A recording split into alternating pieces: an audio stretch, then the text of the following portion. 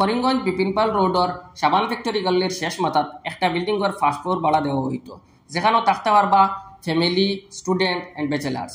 আপনারা যারা থাকবা আপনারা লাগি যানবাহন রাখার অনেক সুব্যবস্থা আছে, বা এখানে রুমগুলো অনেক ফ্যান্সি, অনেক সুন্দর। আপনারা নিশ্চয়ই ভিডিওর মাধ্যমে দেখতে পাইতরা।